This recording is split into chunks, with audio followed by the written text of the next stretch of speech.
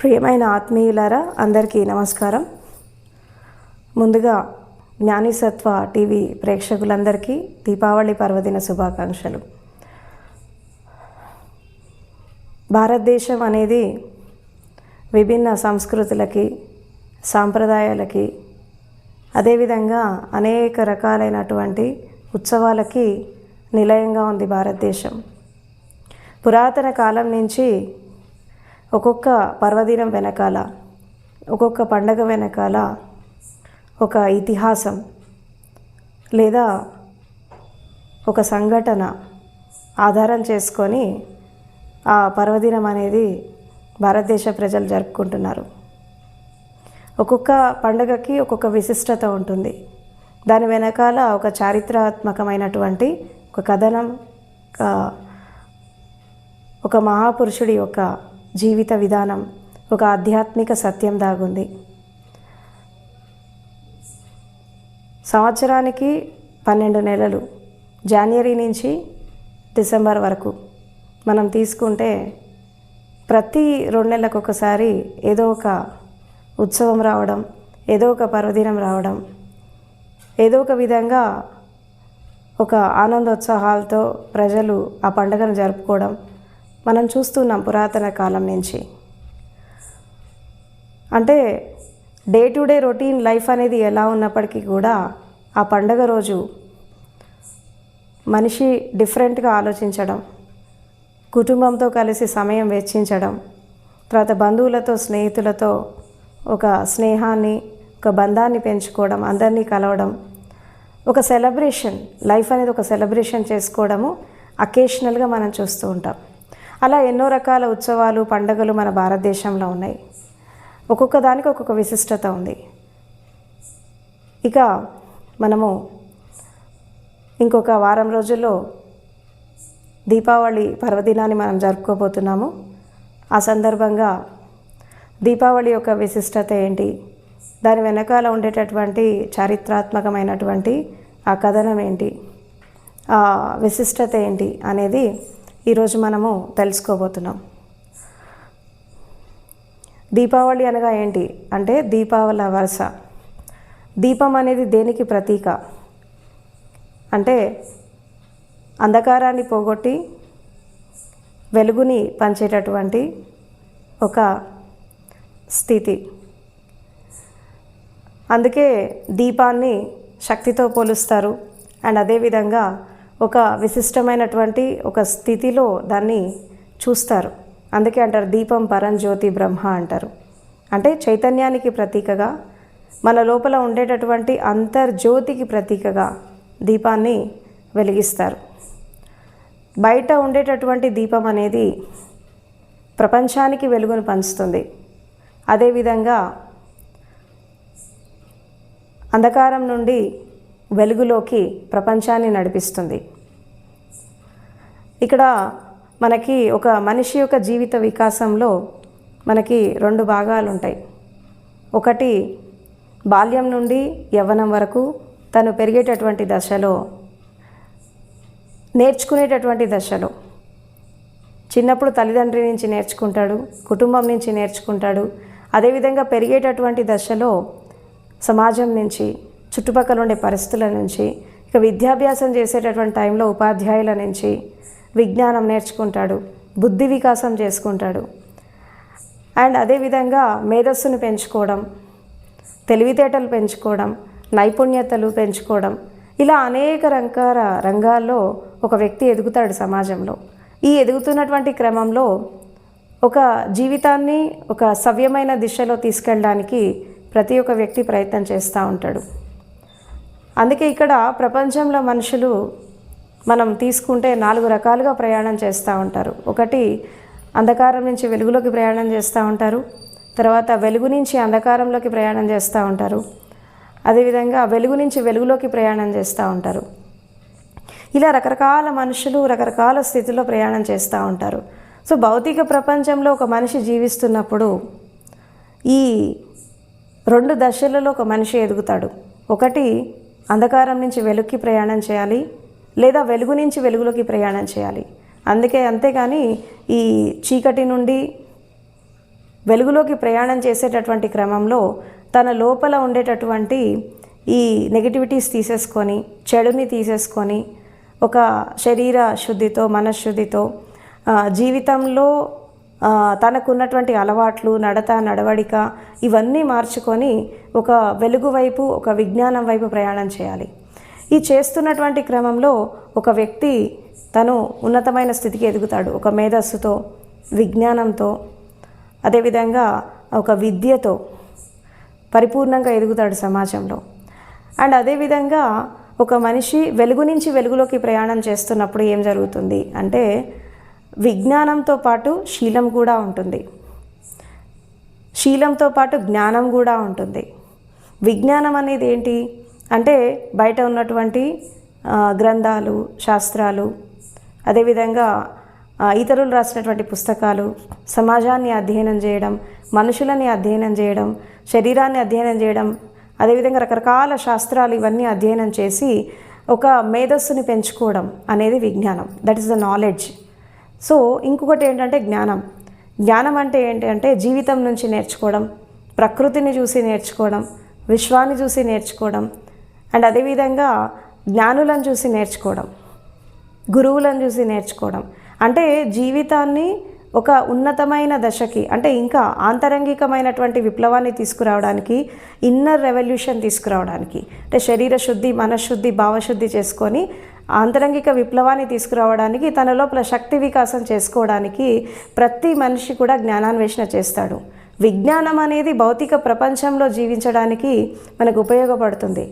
కానీ ఒక మనిషి ఇన్నర్గా తను ఏంటి అని అర్థం చేసుకోవడానికి, అంటే తన శరీరం ఏంటి, తన మనసు ఏంటి, తన భావాలు ఏంటి, తర్వాత తన లోపల ఉండేటువంటి పంచభూతాలు ఏంటి, తన తత్వం ఏంటి, మనిషి యొక్క సహజమైనటువంటి స్వభావం ఏంటి, తన ఉనికి ఏంటి, తన అస్తిత్వం ఏంటి, తన జీవితానికి ఉండేటటువంటి ఆ పర్పస్ ఏంటి, ఆ లక్ష్యం ఏంటి, ఇవన్నీ అర్థం చేసుకోవడానికి ఒక మనిషి అవుటర్ జర్నీతో పాటు ఇన్నర్ జర్నీ కూడా చేస్తాడు. అదే మనం ఆధ్యాత్మిక యాత్ర అంటాం.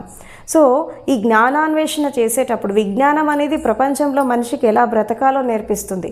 జ్ఞానం అనేది జీవితాన్ని ఎలా మలుచుకోవాలి, అసలు జీవిత లక్ష్యం ఏంటి, మానవ జన్మ యొక్క ఉద్దేశం ఏంటి, ఒక పర్పస్ ఏంటి. ప్రతి మనిషి ఒక కారణంతో జన్మిస్తాడు. కేవలము కొంతమంది మాత్రమే కారణ జన్ములు అవతార పురుషులు కాదు. ప్రతి వ్యక్తి కూడా కారణ జన్ముడే. ప్రతి వ్యక్తి కూడా ఒక ఉద్దేశాన్ని ఫుల్ఫిల్ చేయడానికి, ఒక పర్పస్ ఫుల్ఫిల్ చేయడానికి ఈ భూమి మీదకి వస్తాడు. సో ఆ ఉద్దేశము, ఆ పర్పస్ అనేది మనకు తెలియాలంటే కేవలం విజ్ఞానాన్ని సంపాదిస్తే అది సరిపోదు, జ్ఞానం కూడా సంపాదించాలి. అంటే బాహ్య ప్రపంచంలో, అంతర్ ప్రపంచంలో ఉన్నతంగా ఎవరైతే ఎదుగుతారో, అంటే ఇటు విజ్ఞానాన్ని, అటు జ్ఞానాన్ని, ఇటు మేధస్సుని, అటు జీవిత సత్యాన్ని, ఒక తత్వాన్ని, జీవితం యొక్క లక్ష్యాన్ని తీసుకొని ఎవరైతే వెళ్తారో వాళ్ళు ఒక ఉన్నతమైన శిఖరాన్ని అందుకుంటారు. అలాంటి వాళ్ళలో మనకు భారతదేశంలో చాలామంది జ్ఞానులు, సత్పురుషులు, మేధావులు, మానవతామూర్తులు, శాస్త్రవేత్తలు మనం ఎంతోమందిని చూస్తున్నాం. ప్రపంచవ్యాప్తంగా కూడా చాలామంది ఉన్నారు. మనకు ఎస్పెషల్లీ భారతదేశం అనేది ఒక జ్ఞానభూమిలాగా, ఒక ధర్మభూమిలాగా, ఒక బుద్ధ పురుషుల భూమిలాగా విరాజిల్లుతోంది పురాతన కాలం నుంచి. అండ్ ఇప్పుడు కూడా ఎంతోమంది జ్ఞానులు ఉన్నారు. సో అదే ఇప్పుడు దీపావళి అనేది ఏంటి అంటే, ఒక అంధకారం నుంచి వెలుగులోకి ప్రయాణం చేసేటటువంటి దశ. దీపం అనేది కేవలం ఇంటికి వెలుగివ్వడమే కాదు, ఒక మనిషి దీపంలాగా వెలిగితే తన లోపల వెలుగుని తను ప్రకాశింపజేసుకుంటే ఈ ప్రపంచానికి వెలిగిస్తాడు. ప్రతి వారి లోపల ఒక అంతర్జ్యోతి ఉంటుంది, ఒక ఇన్నర్ లైట్ ఉంటుంది. దాన్ని ఎవరైతే లైట్నింగ్ చేసుకుంటారో, దాన్ని ఎవరైతే షైన్ చేసుకుంటారో, సాధన ద్వారా, జ్ఞానాన్వేషణ ద్వారా, జీవితాన్ని మార్చుకోవడం ద్వారా, రకరకాలైనటువంటి స్థితులలో ఎవరైతే వాళ్ళ యొక్క శక్తిని జాగృతం చేసుకొని, వాళ్ళ యొక్క చైతన్యాన్ని జాగృతం చేసుకొని ఎవరైతే ఈ జ్ఞాన దీపాన్ని వెలిగించుకుంటారో వాళ్ళకి వాళ్ళు వెలుగు కావడమే కాకుండా ప్రపంచానికి కూడా వెలుగులా నిలబడతారు. సో అలాంటి వాళ్ళలో మనం చాలామందిని మేధావులను చూస్తున్నాం, సంఘ సంస్కర్తలను చూసాము, ఎంతోమందిని చూసాము. ఈ చూస్తున్నటువంటి క్రమంలో కొంతమందే మనకి ఇలా కనబడతారు, ఒక 10%, 20% మాత్రమే కనబడతారు. మిగతా ప్రజలంతా కూడా ఒక విధంగా చెప్పాలంటే అంధకారం నుంచి అంధకారంలోకి ప్రయాణం చేస్తున్నారు, కానీ అంధకారం నుంచి వెలుగులోకి చేయట్లేదు. సో ఈ దీపావళి అనేటటువంటి ఈ పర్వదినాన్ని ఎస్పెషల్లీ ఎందుకు సెలబ్రేట్ చేసుకుంటారు అంటే దీపావళి అనేది అమావాస్య రోజు వస్తుంది. ఈ అమావాస్య ఏంటి? అంధకారం. ఆ రోజు ఆకాశంలో నక్షత్రాలు ఉండవు, చంద్రుడు ఉండడు, తర్వాత ఎలాంటి వెలుగు ఉండదు. కంప్లీట్గా ఒక చీకటి, ఒక శూన్యం. ఆ ఏమీ లేనటువంటి ఆ శూన్య స్థితి నుంచి ఒక వెలుగు తీసుకురావడానికి అమావాస్య నుంచి మొదలైపోయి 15 రోజులు ప్రకృతి కూడా ప్రయాణం చేస్తుంది అంధకారం నుంచి వెలుగులోకి. అంటే అమావాస్య నుంచి పౌర్ణమి వరకు.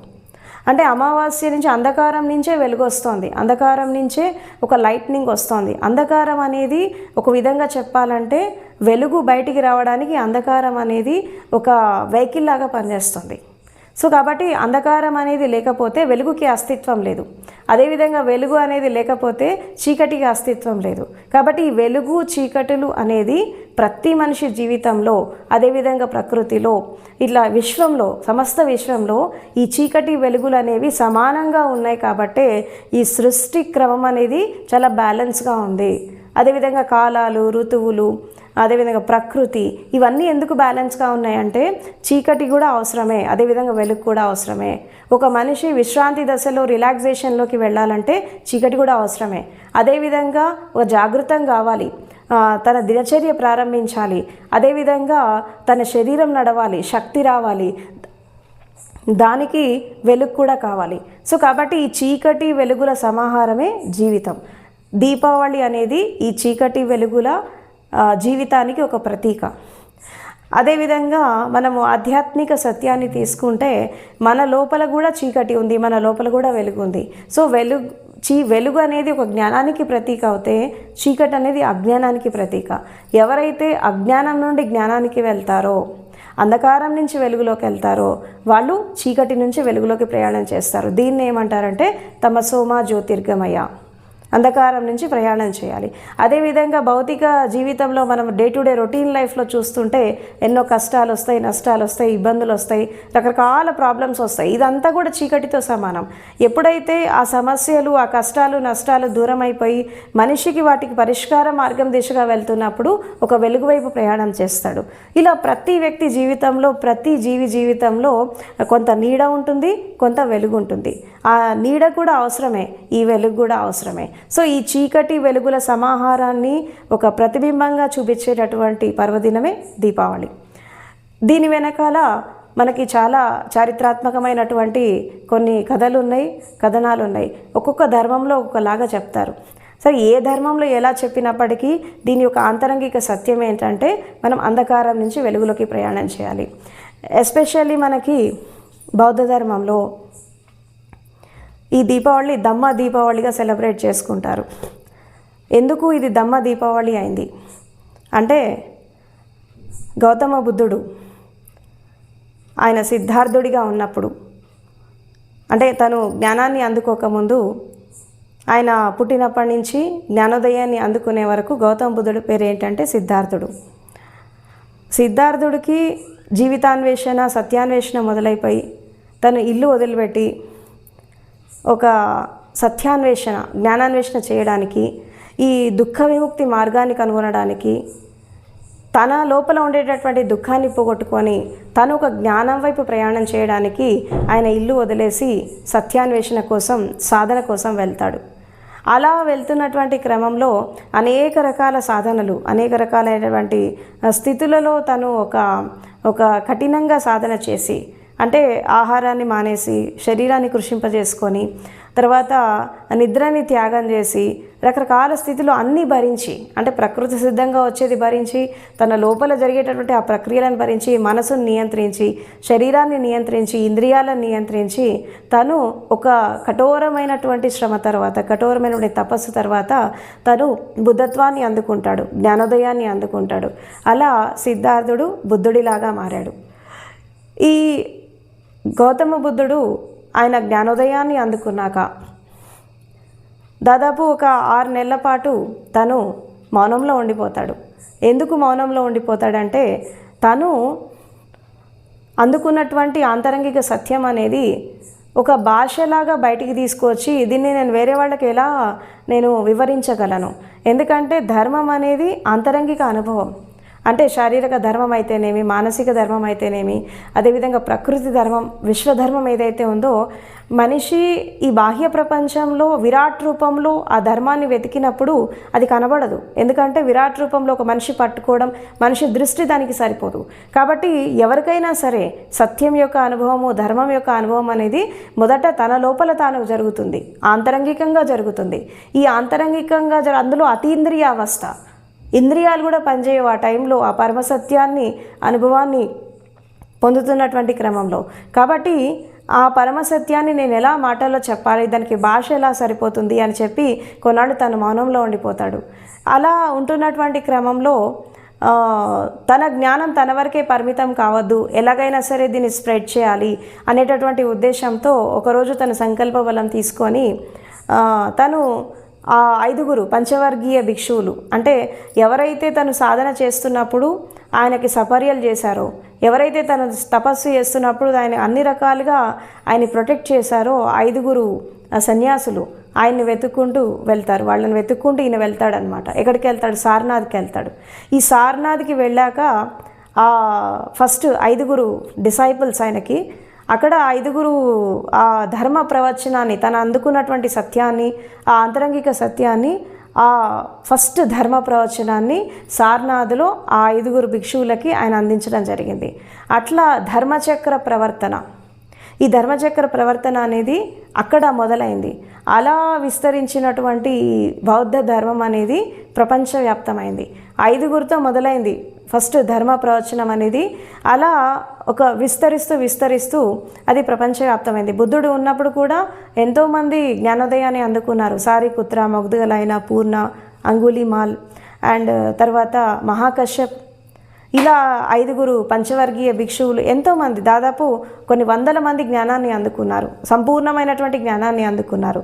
అలా అందుకుంటున్నటువంటి క్రమంలో ఈ ధర్మ చక్రం అనేది ఒక విధంగా చెప్పాలంటే ఇక్కడ బుద్ధుడు ఏం చెప్తాడంటే, ప్రతి 2500 సంవత్సరాలకు ఒకసారి భూమి మీద ధర్మం అనేది నశించిపోయినప్పుడు, అధర్మం అనేది పెరిగినప్పుడు, అన్యాయం పెరిగినప్పుడు ఒక మహాపురుషుడు వచ్చి ఈ ధర్మచక్రాన్ని మళ్ళీ పరిభ్రమింపజేస్తాడు.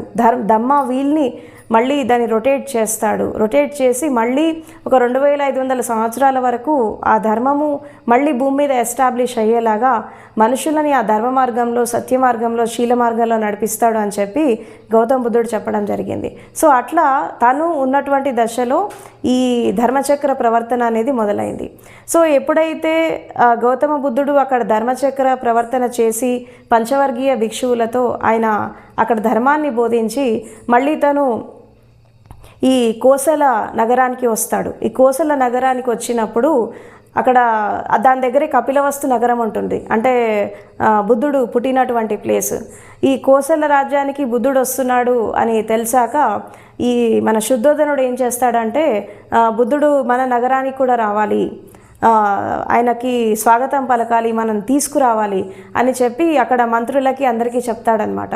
ఈ కోసల రాజ్యానికి వచ్చినటువంటి బుద్ధుడిని కొంతమంది తన బాల్య స్నేహితుల ద్వారా ఆయన్ని మళ్ళీ ఈ కపిలవస్తు నగరానికి పిలిపిస్తాడు శుద్ధోదనుడు. ఇలా సిద్ధార్థుడిగా వెళ్ళినటువంటి తన కొడుకు ఒక బుద్ధుడిలాగా, ఒక జ్ఞానిలాగా తిరిగి వస్తున్నాడు. అంటే తన లోపల ఉండే అజ్ఞానాన్ని తీసేసుకొని జ్ఞానం వైపు నడిచి, అంధకారం నుంచి వెలుగు వైపు నడిచి పరిపూర్ణమైనటువంటి జ్ఞానాన్ని అందుకొని, తాను అందుకోవడమే కాకుండా ప్రపంచానికి ఒక వెలుగు పంచుతున్నాడు, తన లోపల జ్ఞానజ్యోతి వెలిగించుకొని అందరిలో దీపాలు వెలిగిస్తున్నాడు అనేటటువంటి దానికి ప్రతీకగా అక్కడ శుద్ధోదనుడు ఏం చేస్తాడంటే, బుద్ధుడు వస్తున్నాడు అనేటటువంటి ఆ స్థితిలో ఆయన దీపాలు వెలిగించమంటాడు రాజ్యం అంతా. అలా వెలిగించి ఆ రోజు ఒక ఉత్సవం చేస్తారు, ఒక సెలబ్రేట్ చేస్తారు. అంటే బుద్ధుడు అంటే జ్ఞానానికి ప్రతీక, బుద్ధుడు అంటే ఒక అంతరంగిక వెలుగుకి ప్రతీక, బుద్ధుడు అంటే ఒక సంపూర్ణమైనటువంటి జ్ఞానానికి ప్రతీక. కాబట్టి బుద్ధుడు ఇక్కడ ఏమంటాడు, అపదీపో భవ, బీ ఏ లైట్ అంటూ యువర్ సెల్ఫ్ అంటాడు. ఎప్పుడైతే మన లోపల దీపాన్ని వెలిగించుకుంటామో ఆ దీపంతో ఇతరుల దీపాలను కూడా మనం వెలిగించవచ్చు. ఒక ఆరిపోయిన దీపము ఇంకొక వెలుగుతున్న దీపాన్ని వెలిగించలేదు, ఒక వెలుగుతున్న దీపం కావాలి ఇంకో దీపాన్ని వెలిగించాలంటే.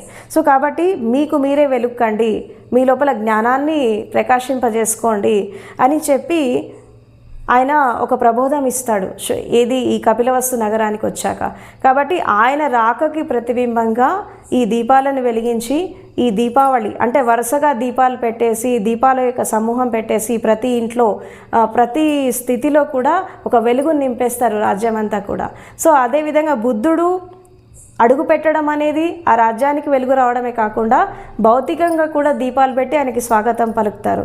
ఇలా మనకి ఈ బౌద్ధ పరంపరలో బుద్ధుడి కాలం నుంచి, అది బుద్ధుడితో మొదలైనటువంటి ఆ పరంపర ఇప్పటి వరకు అది కొనసాగుతోంది. ఇప్పుడు బౌద్ధ భిక్షువులు కూడా సంవత్సరం అంతా ధర్మ ప్రచారం చేస్తారు. ధర్మ ప్రచారం చేసి ఈ వర్షావాసు ఈ కార్యక్రమం అనేది 3 నెలలు వాళ్ళు ఒక చోట ఉండి ఒక ఊరిలో ఉండి వాళ్ళు ప్రపంచానికి దూరంగా మనుషులకి దూరంగా ఉండి ఒక ప్లేస్లో ఉండి వాళ్ళు సాధనలోకి వెళ్ళిపోతారు. అదేవిధంగా వాళ్ళు ఒక అంతరంగిక ప్రయాణంలోకి వెళ్తారు అండ్ అందరితో రిలేషన్ కట్ చేసుకొని స్వయంతో మమేకమైపోయి సాధన చేస్తారు.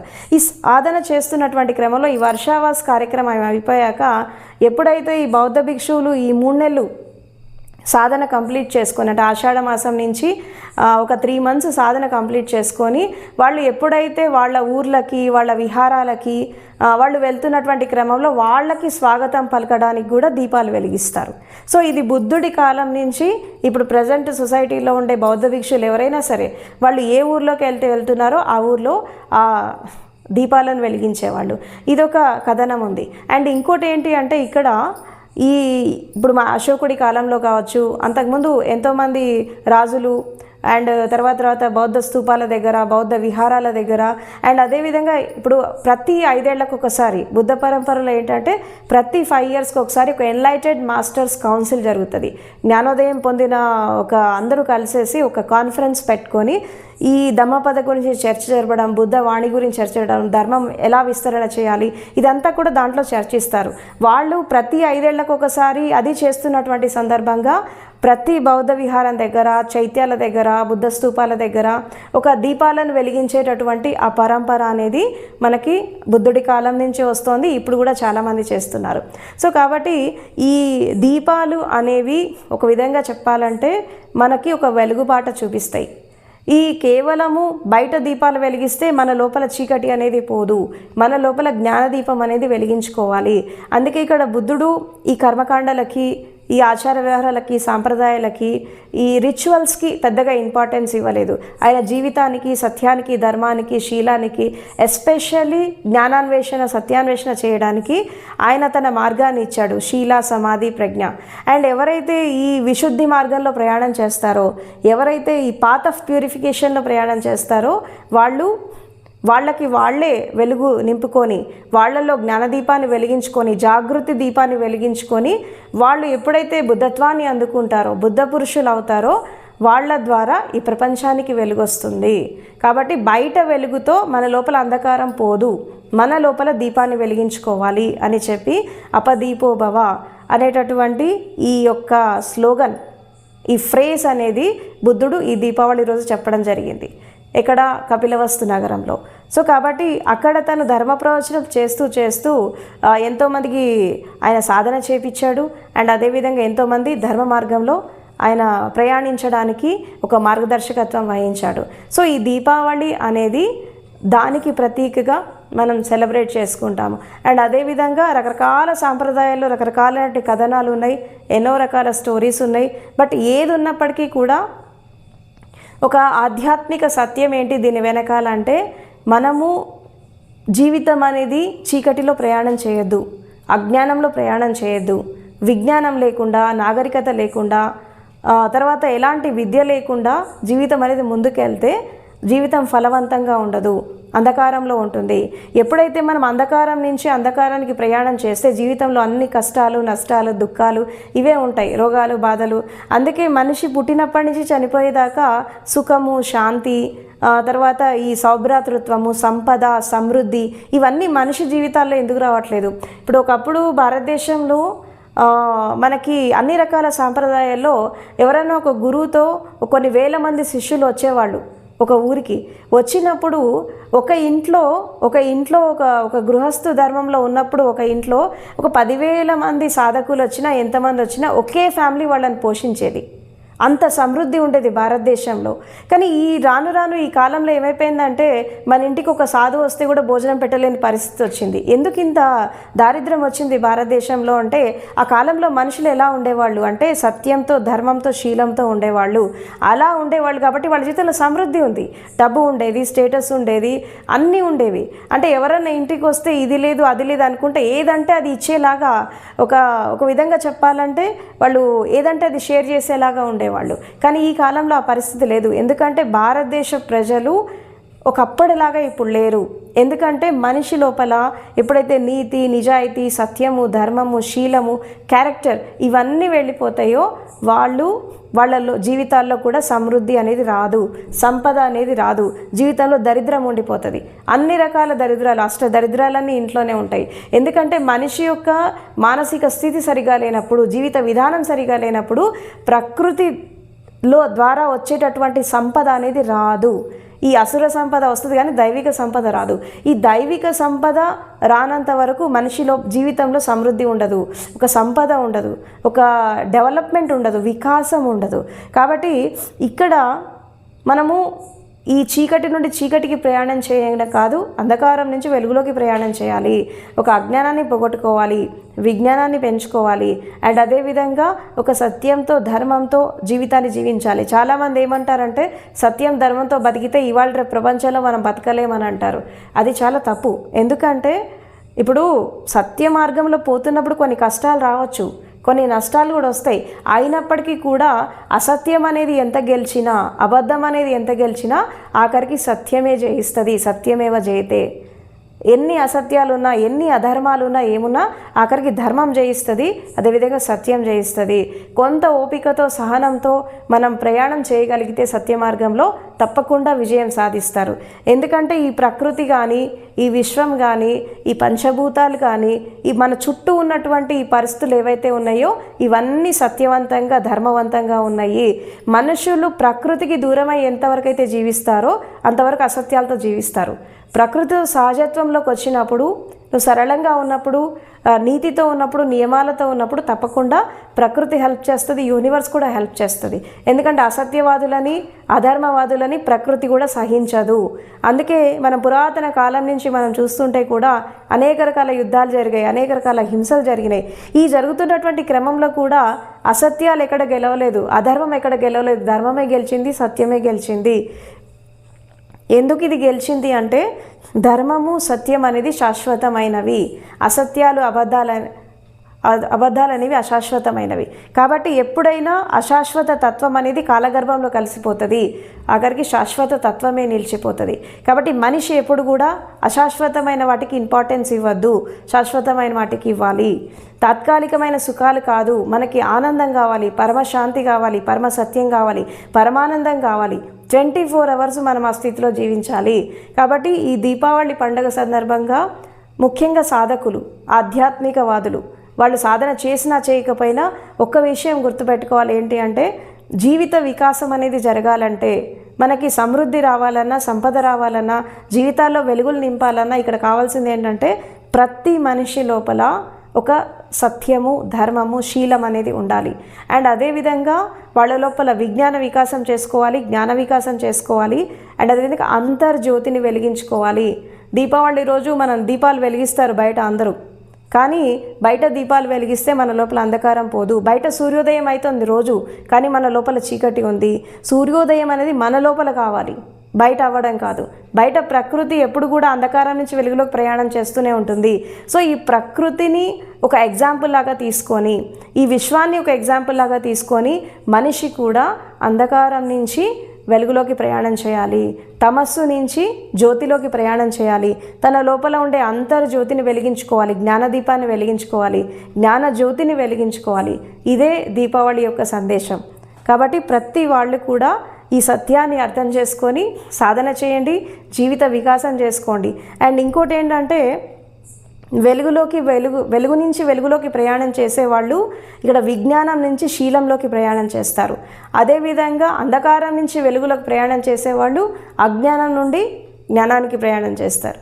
సో కాబట్టి ఇక్కడ ఏంటంటే దీన్ని ఒక విధంగా చెప్పాలంటే కేవలము బౌద్ధ ధర్మం అని కాదు, ప్రతి ఒక్క ధర్మంలో ఇప్పుడు ఉపనిషత్స్ తీసుకున్నా, మనకి ధమ్మపద తీసుకున్నా, బైబిల్ తీసుకున్నా, ఖురాన్ తీసుకున్నా, ప్రతి ఒక్క ధర్మ గ్రంథంలో ఇదే చెప్పారు, ప్రతి ఒక్క స్థితిలో ఇదే చెప్పారు, ప్రతి జ్ఞాని ఇదే చెప్పారు. ఎందుకంటే ఈ జ్ఞానులు, సత్పురుషులు, ఈ మనకి పరమసత్యాన్ని తెలుసుకున్న వాళ్ళు, బ్రహ్మజ్ఞానులంతా ఇదే బోధించారు. కాబట్టి ఇది అర్థం చేసుకొని ఏ మతంలో పుట్టినా, ఏ కులంలో పుట్టినా, ఏ ధర్మంలో పుట్టినా ప్రతి మనిషి యొక్క కర్తవ్యం ఏంటి అంటే ఫస్ట్ ఆఫ్ ఆల్ మనిషిలాగా జీవించాలి, మానవత్వం జీవించాలి, సత్యం, ధర్మంతో, శీలంతో జీవించాలి.